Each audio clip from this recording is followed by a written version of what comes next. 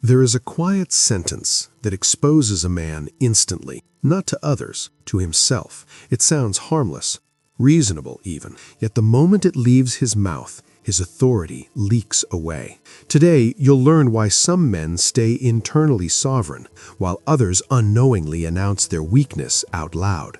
This is not about intelligence, it's about self-command. Stoic philosophy understood something modern men forget. Your words shape the position you occupy in your own mind. Say the wrong phrase often enough, and you train yourself to be small. Say the right one, and chaos loses its grip. The first phrase foolish men rely on is this: I didn't have a choice. On the surface, it sounds honest.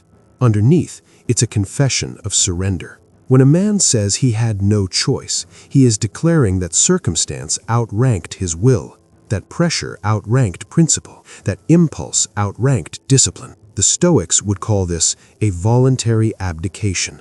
Epictetus taught that while events arrive uninvited, response is always owned. Yet the foolish man avoids that burden. He prefers the comfort of inevitability, because if he had no choice, then he is free from responsibility. But notice the cost. The moment you deny choice, you deny power. You turn yourself into a passenger inside your own life. The Stoic does something colder. He admits the truth most men avoid. I chose the easier path. That sentence stings, but it preserves authority. Because the Stoic knows this: every situation contains at least two options: action or restraint, speech or silence, patience or reaction. When pressure rises, the foolish man searches for excuses. The Stoic searches for alignment. Marcus Aurelius wrote that a man's worth is measured by what he allows to govern him.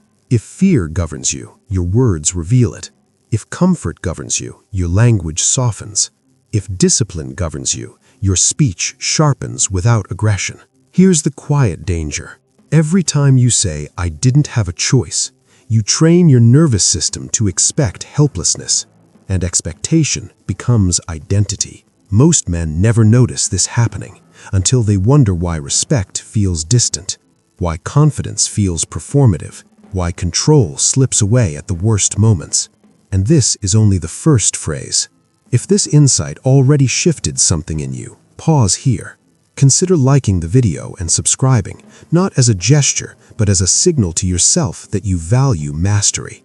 Because the next phrase is even more destructive and far more common. There is a sentence that sounds strong, but it quietly poisons a man's inner order. You made me feel this way. The moment these words appear, authority disappears. Stoicism teaches that emotions are signals, not commands. Yet the foolish man hands emotional command to the outside world. He implies that other people hold the steering wheel of his inner state. Insults become triggers. Disrespect becomes permission to lose control. Epictetus warned against this exact weakness. He said men are disturbed not by events, but by their judgments about events. The foolish man forgets this. So when anger rises, he looks for a culprit instead of a correction.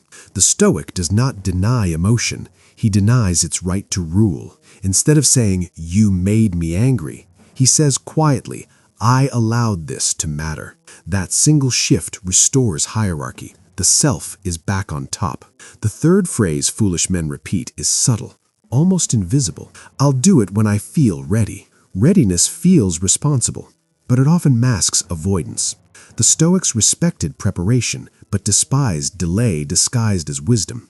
They understood that clarity is born from action, not comfort. Waiting to feel ready often means waiting forever. The disciplined man acts while the mind protests. The foolish man negotiates with discomfort until opportunity expires. Then comes a phrase spoken with pride. That's just how I am. This is not self-knowledge. It is self-abandonment. Marcus Aurelius warned against confusing habit with nature. Character is not discovered, it is trained. When a man declares himself fixed, he closes the door to refinement. Stoicism is not about accepting weakness, it is about governing it. The final phrase is the most dangerous of all. It doesn't matter. It sounds detached, but it signals collapse. The Stoic chooses indifference carefully. only toward what is truly outside his control.